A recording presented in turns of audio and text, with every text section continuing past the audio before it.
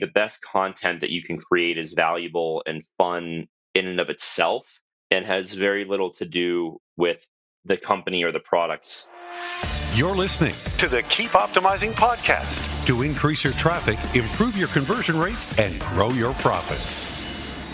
Hello and welcome. I'm Chloe Thomas, the host of this e-commerce marketing focus podcast. If you're not familiar with our format, well, each month we focus on a different marketing method, could be email or SEO or Facebook ads.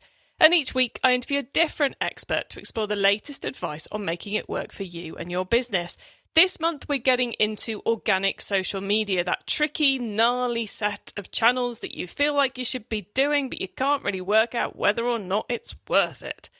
So in this episode, we are talking to a real live retailer. Yes, we've got another retailer on the show who's been doing organic social over the years for their brand. They have arguably had quite a lot of success, 5-figure, 6-figure months from organic activity, but they're currently in a stage of cutting it back and really changing how they're doing it. So we're kind of asking the question, should you do organic social media? We are kind of asking, how do you work out what works and what's worth doing? We're covering a whole load of different angles in here. We're going to be talking a bit about threads. We're going to be talking a lot about Twitter. We're going to be talking about Reddit. We are also going to be talking about AI and how that might affect social media. We're going to be talking a lot about how to create an approach to organic social that works for you and your business. Colin, I have interviewed him multiple times. He always brings the goods, always gets you and me thinking, so you're in for a treat. So do make sure you listen right to the end of the episode, because at the end you will hear his quick fire-ish insider tips on organic social. And I will also be sharing my take on it all, plus outlining some more free ways we can help you improve your organic social media even more. So stay tuned to the end. Do you have a problem only an awesome piece of e-commerce tech can solve? Is your e-commerce tech stack not quite fit for purpose anymore? Then why not explore the latest technology on offer at e-commerce tech? We are going through a hugely changing time in the tech landscape at the moment, and if you want to be bringing the best results you can in your business, then you need to be on top of what's going on in the tech space. To find out that and much more, head to keepopt.com/tech. That's keepopt.com/TECH. keepopt.com/tech to find all the best tools for your e-commerce store. In this episode, I'm chatting with e-commerce expert Colin McIntos. Colin is the founder and CEO at 7-figure e-commerce brand Sheets and Giggles. Historically, a brand who have done a lot via organic social, but they've been cutting back of late. Hello, Colin. Hey, Chloe. Thanks for having me back.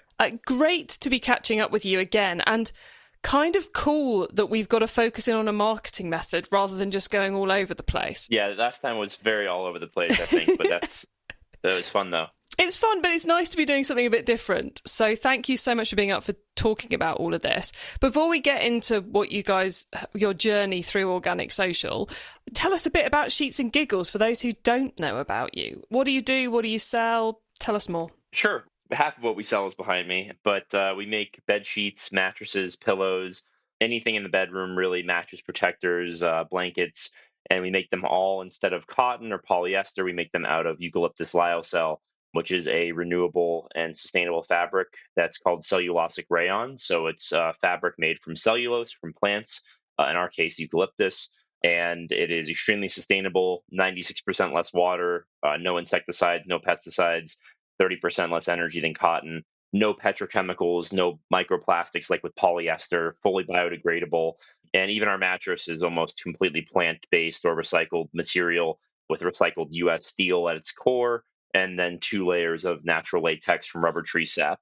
Our pillow is eucalyptus lyocell exterior stuffed with kapok, which is a tree pod, and latex from rubber tree sap. So everything we do is very natural and sustainable, but it also gives it a quality that I think most people are looking for in their bedding, which is temperature regulation and that cooling bedding at night. And so our material is very naturally cooling and cool to the touch and moisture wicking and breathable. And versus cotton will keep you several degrees cooler at night. Nice, good explanation. So I could ask you a million and one questions off that, mainly about plants, but we're not here to talk about that. We're here to talk about organic social media. So tell us a bit about the Sheets and Giggles relationship with organic social, because it's something you've done a lot of over the years, isn't it? Yes, it's been varied. I mean, over the years, we have given it different love, different resources, different spending, and we've gone from everything from 10,000 impressions a month to, I think our peak has been like in the tens of millions of impressions per month in terms of organic social media. That's posts that we've done, posts that others have done, influencers. We've done all sorts of different things, paid and unpaid. And it ebbs and flows. And right now it's definitely in an ebb. I've pulled away from a lot of social media because I just still remain unconvinced of its ROI for our particular category in terms of spending a lot of time on it. But now with some of these new AI tools and how quickly you're able to create content and post content, might be worth diving back into, since the resource allocation for fresh original content on social might not be as high as it's been in the past. I think that's the big thing, isn't it, with this and with SEO, is everyone's like, it's a free marketing method. Like, it's not a free marketing method. Not time. So much time, whether you're a founder, you're side hustling, or whether you're building a team in-house or externally for it. There's so much time that goes into this. And I think you have to factor that into any ROI decision. Otherwise, you're just kind of messing it up. But you said ebbs and flows of where you've decided to do more and decided to do less. Has that been that kind of gut feel, I'm not sure this is worth it? Or is it a really hard and fast numbers piece like an advertising strategy might be? How do you make the decision? It's a mix. I think the main thing for me when I decided to pull back, and we pulled back maybe 6 months ago, is we got like one video that got like, I don't know, 250,000 likes or something like that on TikTok and tons of comments and stuff. We got like 3 sales from it, right? It's frustrating when you get that type of engagement. And on Twitter, some months we've had 8 or 10 million impressions, and I would say Twitter actually is our best sales channel from an organic sales perspective, in the 5 figures a month from sales on Twitter. But that organic flow from like Instagram, Facebook, TikTok, it just isn't there. And there's certain reasons for that. I mean, like, for example, on Instagram, I don't know what that company does. I don't know what their developers do all day or what their engineers do all day. But you can't hyperlink in the comments, right? So like for 6 years that I've been running this company, or 5 years since I launched it, every time somebody's like, where do I go to learn more? Or like, how do I buy these or whatever? I'd say in the comments, like, go to sheetsgiggles.com. But they have to go into their browser and type it in. There's no way to click a hyperlink in the comments on Instagram. And I'm like, what are these people doing? Like, what, like it's crazy. So it's very frustrating. It's such a mad anti-user experience hill to choose to die on. I mean, I know Instagram's super successful, but it's such a weird decision on their part to go, yeah, links. No, nobody on the internet wants to go anywhere. Let's just not let you. I mean, look, I made my first Instagram post on a road trip in 2013, and I was 23 years old. And these companies are such incredible examples of first mover advantage. I mean, Facebook does F all with their ad platform for advertisers, except for make it more complex, more convoluted, more obfuscated, worse UX, more expensive. The amount of spam we get on organic and on paid posts, the amount of like bots that there are on these websites, the unintuitive UX of their business tools, of their business manager app, the fact that they don't do things like have autocorrect or auto capitalize in some of their business management apps where they want you to manage your post and your ad spend from. Very simple things that they could do to improve the business experience. They don't. So for me, in terms of like your original question, I like to look at the numbers and the ROI and the time and the dollars we're spending on something. We had a full-time social media manager for 3.5 years. Loved him, remained close with him, but I just decided a little while ago that it just wasn't worth the continued, full-time spend to have somebody create content. And the revenue hasn't suffered. Our profitability's only gone up as we've honed in on spending our time on higher ROI activities. it's just kind of an indictment of, I think we all want to spend our time on organic social because it's something that feels very natural. We all have an expertise in it from our personal lives, but I just don't particularly think it's very valuable for our category. For lower price categories, for different industries, I think it probably can be very valuable. I see a lot of friends in real estate and other places do phenomenal things with organic social media. It's just a different category, a different price point. I agree with all those kind of caveats you're kind of putting in there, but I think also it's one of those areas where we feel like we should be doing it and we should be investing in it. And then every so often you take a look at it and you're like, actually, across these channels, I don't need to learn. How much sales am I generating? Yeah. And is it worth the hours that you're putting in every week? I mean, you've only got, if you're trying to be healthy with your life, 40 to 60 hours a week of, productivity. I just don't see a good use of time there. Now, for things like sales announcements, to let your organic following know that you're doing something on your website, or that you're doing an event or a park cleanup, or things that you need like the actual physical engagement for, I still find it very useful for that. And then I also find it very useful for engaging the people that we're advertising to in an organic way on places like Reddit and Twitter. That's been very fun and very interesting, and I think built a lot of brand equity and goodwill over the years. And we should say that is not Facebook advertising. That is sponsoring podcasts with strong community followings who you can tap into on those platforms, and thus, what do they call it? They call it activating your sponsorship by doing more than just going, here's some cash. I don't know what they call it. For me, I just like talking to people. So, for podcasts, every podcast with a decent enough following to advertise with, will probably have like a subreddit devoted to it where people can talk and, talk about the show on a daily basis. And the listenership really funnels down to like, there's like the hardcore users, right, who like really love the show and love supporting the show. And so if you're a sponsor who's supporting their favorite show, that's a really high intent, high probability, high converting audience for you to engage with and create content for. So we really enjoy creating organic social content on platforms where there are communities that we know are familiar with us, whether it's, Colorado Public Radio or the sports podcast that we sponsor, the Lebetard Show, Greg Cody Show. Ryan George on YouTube has his own subreddit that we love engaging with. And these are like just fun people that have fun audiences that are, targeted for our brand. And where, to be clear, you're not necessarily talking about sheets and pillows and mattresses. No, usually talking about, for the sports podcast that we sponsor, we talk about football.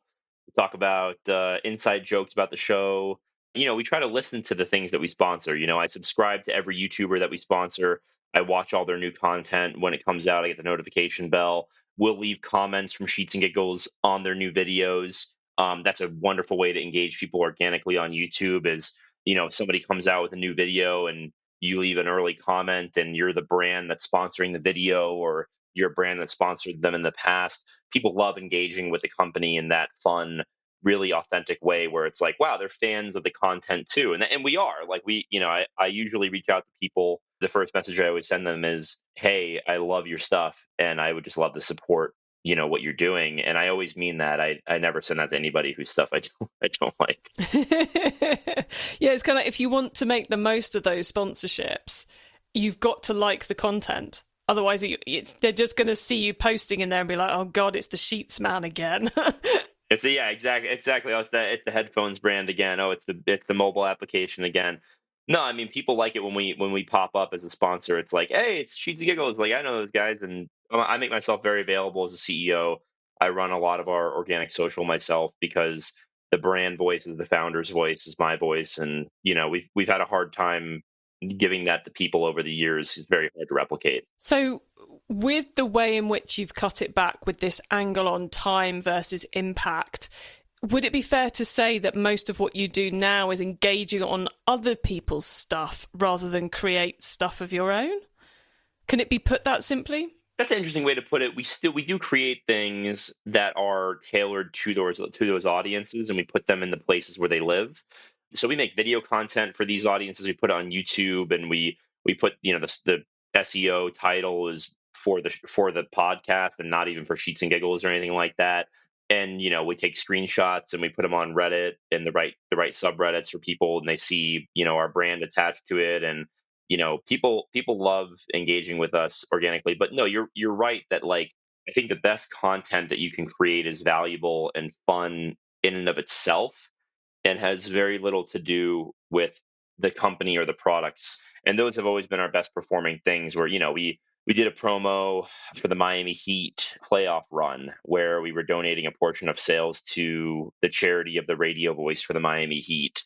And it was just, every time the Heat won a basketball game, we'd put a code on Twitter, we'd put it on Reddit, and we'd say, whatever their margin of victory was or whatever, we would do that discount on the website. And we got, like, over the course of a 2-month playoff run or a 1.5-month playoff run, tens of thousands of dollars in sales. I mean, I think close to $100,000 in sales just from engaging with that one particular community on this donation drive that we were doing for this charity. And that's just, a few tweets, a few Reddit posts, maybe one every 2 days when they play a game. That's a really good use of time. But you have to build that audience up over time, I think, by making sure they understand that you're not just trying to, hawk your products, and creating content for them is a good way to do that. So I love creating content for other people's shows. Yeah. More interesting than content for a bedsheets brand. Well, yeah, there's a lot more scope, isn't there, for new ideas? Much more fun and interesting. Yeah, you create content for NFL, football Sunday, like, way more fun and more interesting for people than, like, here's another video about how to put a fitted sheet on the bed. Like, yeah. Yeah, and another video about how to put a fitted sheet on the bed. Totally agree. Okay, so we talked a bit about Reddit and the tie-ins with those advertisements that you're putting out there. You've also done quite a lot on Twitter too, haven't you? Which has obviously been having some quite interesting times of late. So I guess, is it still worth using? Twitter has always been one of the best for organic sales because you can hyperlink to very specific things. It's got great preview images, and it's a copy heavy format, which has always been my forte, has been copy and written content. And so I think Twitter's subset of users are people who also like copy and who also like written content. And it's nice because you can create written content in your mind on the fly. That's the entire point of a tweet, is it's very quick, and you don't have to give it a ton of time and a ton of effort, but it can still be very quippy and go very far. And then it's very easy and intuitive interface to get to the website from there. We've always used Twitter organically. We've used it mostly to engage with our podcast advertisers that we sponsor. They have very active Twitter user bases. We've gained a great following of about 10,000 people over there that are pretty hardcore sports fans that we enjoy having a lot of fun with on, like I said, on football Sundays, during the NBA playoffs, during the World Series. So that's been great, but we've never done a lot of advertising on Twitter. So it's all organic there. And we've had months where, I've gone viral, the company's gone viral. It's always a nasty experience when you go viral. You get a lot of comments that are just like, oh my God, these people need to go outside and touch grass. But yeah, it's a great platform for organic engagement, especially if you're a copy forward person. And I think you said earlier that in a good month where there may be the emotional rigmarole of going viral, but the sales count have hit 5 figures for you, I think you said earlier. Oh yeah, we've had many months where the sales have been on Twitter in the 5 figures. You know what? Actually, we've had 1 month where the sales from Twitter, just organic, has been in the 6 figures. And that was really cool. And that was like what would you call it, an activation that we did with one of our podcast sponsors, where we shaved some guy's head live on air. I know it sounds really dumb. And we used like a bed sheet for like the barber bib. No other bed sheet company can get away with this stuff, right? And we shaved his head live on air, and we got over $100,000 in sales in a single day. And it was pretty awesome to see from just like one tweet, because the audience was so primed for that. That was really fun. And, Twitter, I've got a lot of thoughts on how Elon as a person handles Twitter. He's obviously a flawed guy. I've worked for people that have similar vibes to his proclivities, and they're tough people to work for and tough people to engage with. On the whole, I try to separate like the art from the artist, and I still think that Twitter is art in a lot of ways, and I really enjoy going on there and having fun with it. And I'm hoping that Threads eventually becomes like a viable competitor too, though I also find it's hard to like split my focus between two effectively clones of of one another. So have you been playing around with threads for Sheets and Giggles as well? Or is that one you haven't done much with because the communities aren't already there? I've done a lot of personally with threads. I've built a little following over there already, a couple thousand people. The thing that I think is tough about threads is that a lot of the Instagram top brands and top content producers, in my opinion, they're not like extremely clever from like a written perspective. From a video perspective, a visual perspective, I think a lot of them are extremely talented and extremely clever. But from a written perspective, Instagram was never a written medium. So to then port over all the accounts to threads and have all these people who are not gifted or not experienced or not even, they don't even enjoy that written medium of engagement, and then to put them into a copy heavy environment, I think has created a lot of content that for me that feels very like low effort, stale, and trite. So that's one problem, is like the engagement and the intensity of Twitter is not on threads because it's a by definition different user base. Mm-hmm. And then secondarily, threads is, and I don't know if this is a good thing or a bad thing, I guess the jury's still out. It's an inherently political platform. And Twitter has become political over the years, and it is, I think you use Twitter for three things, right? Like politics, finance, or sports. All three things that you can get angry about. But threads, I think, is inherently political because it is a response to what people perceive as like the politicization and the hostile takeover of Twitter. So you have this user base that is like really primed to be aggressive and like energetic, but in a very niche way. Like it's frustrating because I share a lot of these biases, so I'm not trying to dump on anyone, but I think that like a lot of people on threads have a very particular bias. They're on it because they want a Twitter that's not how they perceive it to be a little more right wing. And that creates a very niche user base that I don't know if it's going to keep going or grow or expand, but I think that they have to give it a lot more love. Unfortunately, it's made by Facebook and Instagram, who don't do any type of engineering. So everything on threads is like very bare bones, and they haven't pushed anything new live since they launched. Yeah, you have to wonder what they actually do. What do the people there do? Yeah. It's something like they have thousands of engineers on staff, and it's like, and there's not one of them who's like, hey, maybe we should like remove the bug where if you hit enter twice, it like separates your thread into a new thread, or like there's no one who uses their stuff. I think that's the core problem actually with engineering in a lot of companies, is the engineers don't use the stuff, and nor do the UX designers or like the PMs, and they're just like not users of it because they don't like it and they see it every day at work. And then because they're not power users of it, they don't see any of the problems with it. And I don't know what they do all day. Yeah, agreed. So we've talked about a lot of stuff in organic social there. Is there anything we should also tell our audience before we head towards the insider tips round? Any key things about how an e-commerce brand should be approaching organic social or not approaching organic social you'd like to add in? Or have we covered it all? There's two ways to do organic social that we've tried, in my opinion. There's trying to optimize for conversion when people visit your pages from your ads and they want to see, okay, this company's active, this company's posting things that are beautiful, this company is interesting. So you're really optimizing for conversion, like for validity, brand validity. And then there is optimizing for growth and impressions and discoverability.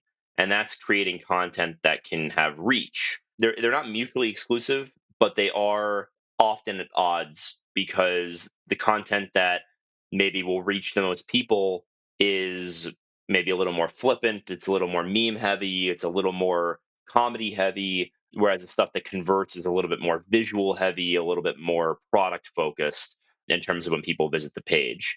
I've always enjoyed the second approach in terms of like more comedy, more reach, more discovery, more memes. But, I think that you have to choose which one you want your profile to be and really commit to it, because it's hard to be both. And I see a lot of people either try to be both or don't know which one they want to be. But I think one of those two is a really good route to go. Excellent. So really appreciate that insight there. So thank you for all of that, Colin. It's been great picking your brains about what you've learned about organic social. Listeners, remember to stay tuned right to the end so you don't miss out on Colin's insider tips on organic social media and my suggestions for more free resources to help you improve things even further in your businesses. Do you have a problem only an awesome piece of e-commerce tech can solve? Is your e-commerce tech stack not quite fit for purpose anymore? Then why not explore the latest technology on offer at e-commerce tech? We are going through a hugely changing time in the tech landscape at the moment, and if you want to be bringing the best results you can in your business, then you need to be on top of what's going on in the tech space. To find out that and much more, head to keepopt.com/tech. That's keepopt.com/TECH. keepopt.com/tech to find all the best tools for your e-commerce store. Okay, Colin, so far we've gone deep into organic social. Now you get to wow us with even more of your insider knowledge about the world of organic social media. So are you ready for these questions? I am ready. Okay, cool. Let's start with newbie advice. If we've inspired someone to take their first step, what do they need to know to give themselves the best chance of success? If they want to give themselves the best chance of success on organic social, it's to deeply understand the user that they're engaging on each platform and why people go to the different platforms. So, people on Twitter go there to be angry. People on Instagram go to be seen or to see. People on TikTok go to be entertained. People on YouTube often go to be educated and also entertained. People on Facebook, I don't know, but they go there to do something. I guess engage with bots. And then, people on Reddit go there to feel smart and to feel informed, not necessarily be informed or be smart, but to feel informed and feel smart. And so there's these feelings that you get for me as a millennial using these platforms where you can, if you're an empathetic person, if you can put yourself in other people's shoes, if you are a people person, an extrovert, if you're not, maybe work with someone or hire someone or a co-founder who really understands the human experience on these platforms, because there is a particular reason why everyone is on the platform they're on at the given moment in time they're on the platform. It's all various forms of dopamine, right? And to also understand that dopamine cycle in the brain and how to hit that is also important and very manipulative and scientific and scary in terms of how good we're getting at it. Excellent advice. Thank you. Now, once you've started, of course, you've got to keep optimizing. So what's your favorite way to improve performance? Right now, I'm really leaning into AI with a lot of different facets of the business. We lean into AI for our customer care, for our website chatbot, for some of our blog content and written content and email content. And I'm going to start extending that into social media with, image creation, content creation, because I think that that's a really good way to leverage your time and create content. The trick is to not overproduce content or make like cheap bad content just because you have these AI tools. But I think that that's the next wave of like my next flow into social will be AI driven. Yeah, it's finding that fine line to get the content right without it taking even more time than it did before to edit it. Yeah, yeah, exactly. Yeah, I'm waiting. I'm waiting for the day I can just tell AI bot, create this video for me, and it does it. There are tools out there that will pretty much do that for you now, which is mind-boggling. If you have a good one, I'd be open to it, but I haven't found one that really is up to snuff for me yet. Yeah, I'm still at the reading about it stage, so I can't recommend anything with any validity. But yeah, it's fascinating, isn't it? Right, before we go off on an AI tangent, if someone listening wants to learn more about organic social, is there one cheap or free resource you would recommend? So the best, cheapest way to learn about social media is to become a user yourself of the platform. So go onto Reddit, subscribe to different niche communities that you find interesting. Go on YouTube, find some people that you really like that create quality content in an arena that's interesting to you.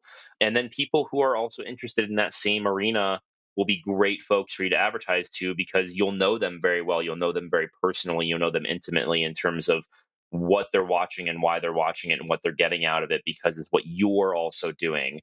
So I would say that's my best advice and resources yourself in terms of your own social media time.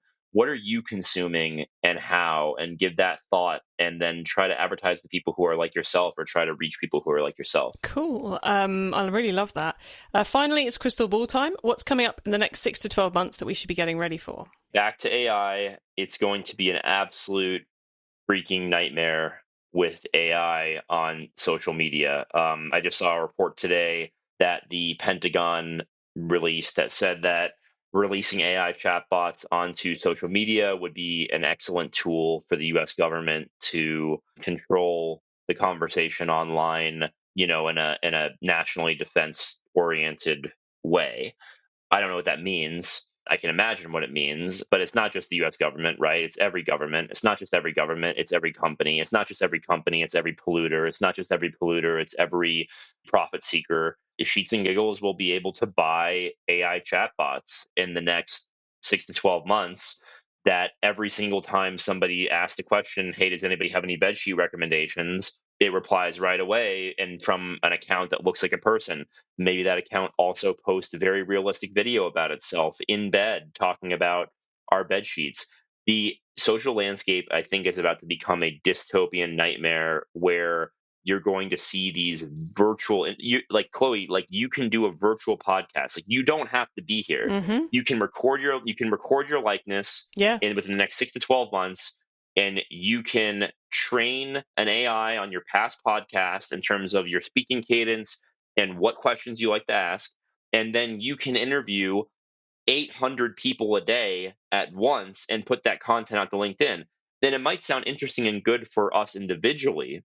But when every single business and content creator and organization and government is doing that, it's going to make it unusable. But the sad part is, I think it will make it unusable for a certain subset of people that are slightly more discerning and slightly more particular about how they spend their time and where they want to spend their limited time on Earth.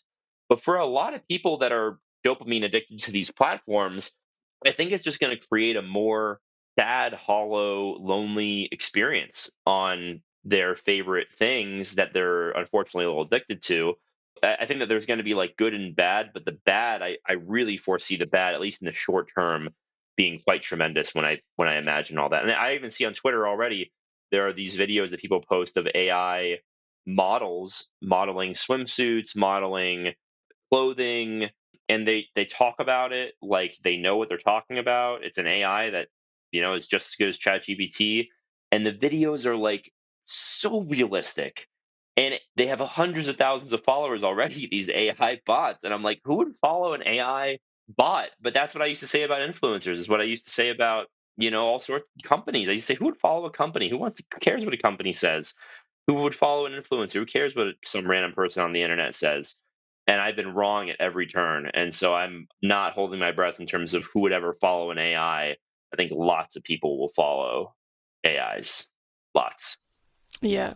I do wonder if it's going to be the point at which the legislation comes down, whether it's Europe that does it or whether it's the US that does it. But I can see as it gets more and more dystopian, the governments have to surely, not necessarily have to, but they surely are going to. But they certainly should. I don't know if they will, and I don't know if they will intelligently, or if you can do it intelligently, because this is kind of like a genie bottle situation where there's going to be all sorts of ways and actors to get around any type of regulation. And how do you catch someone? What would the penalties be? Like, how do you catch someone using a ton of VPNs to run these type of bot attacks or bot networks? We already can't do it with very basic bots that are easy to spot. I think it's going to be way harder when they're harder to spot. And I go to DC and I lobby my senators for things. I've been there twice this year in the Senate building in DC. And I met with my senators, and I've brought up AI both times. And I hate to say it, but both of my senators and my reps just have no idea what's coming. I mean, these people are lawyers and they're financiers, and they're and not to be ageist, but they're not totally in it with what's happening technologically. They just don't see what's coming. So I don't know.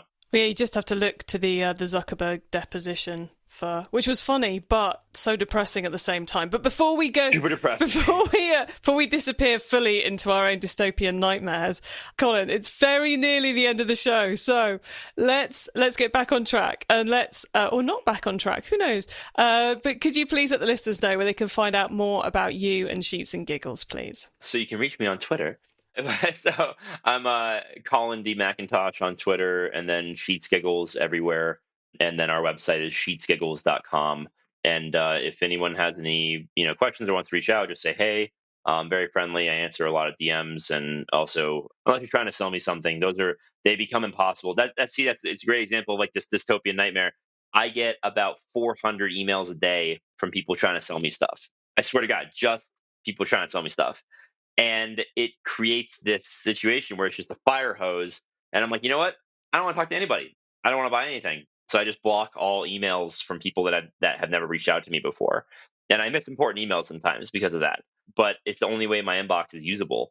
And so it's really funny that Gmail will let people do that to me, but they won't let me email everyone willy-nilly that has like bought my product or subscribed to my email list. Yeah. Anyway, that's a different tangent. But yeah, just find me on social or LinkedIn. I'm easy to find. Colin McIntos, Sheets and Giggles, sheetsgiggles.com. Well, look, Colin, it's been brilliant catching up with you again. I thoroughly enjoyed our chat about organic social, and I'm sure it will get the audience thinking and maybe changing their strategy or feeling relaxed about their strategy. We shall see. But thank you so much for being here on the Keep Optimizing podcast. It's been great chatting with you. You're totally welcome. And one last thing is I just want to say is that's a great way to put it, Chloe, is like, just relax. It's okay. It's not real life. Social media is not real life. Even business in some way is very fictional. And I think that more people need to have a slightly more relaxed approach to this part of life and this part of business. It's not that serious. Awesome. Thank you. Thanks, Chloe. Always an exciting chat when I get to catch up with Colin. We never know where it's going to go. Who knew we were going into dystopian nightmares in social media? But something you definitely need to consider. Loads of stuff in there. Do what you enjoy. If it feels too stressful, stop. I think that's another cost. We talked about the cost of time into your return on investment calculations, but the cost of stress comes in there too. There was kind of like some points he was mentioning about how they use the social media to overlap with other marketing activity, with those sponsorships, those other podcasts, to make the whole thing come together and produce more impact. Really think about the time you're spending on it.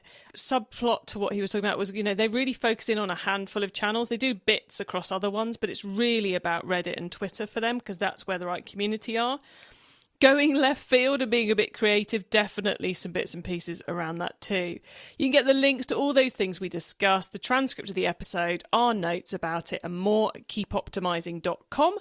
You can also use our special direct to episode short link. Just put keepopt.com/episode number into the URL bar and you will go straight to the correct episode page on the website. When you add yourself to the website, why not add yourself to the website when you go to the website? Sorry about that. Why not add yourself to our email list so you don't miss out on any of the many things I share to help you improve your business? Because there's lots more than just this podcast. Thank you for tuning in to this episode of the Keep Optimizing podcast.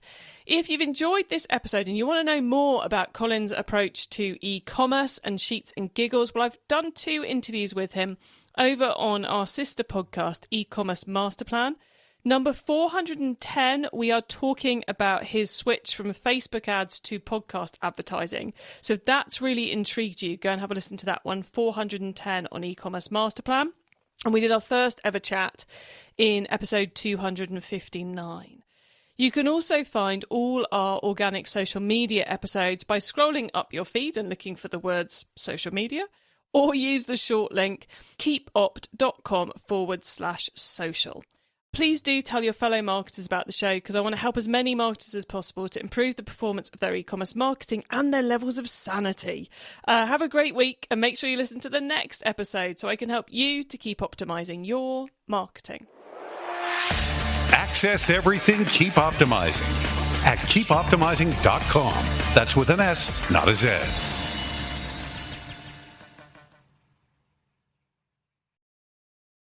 Find the latest e-commerce tech at keepopt.com/tech.